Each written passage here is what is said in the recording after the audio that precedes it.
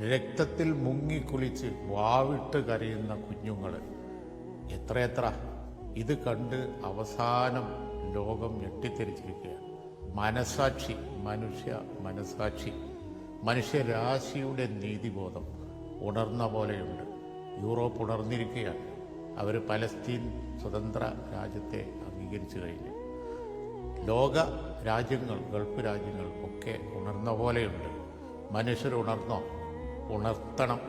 നമുക്കും നമ്മുടെ പങ്ക് വഹിക്കണം.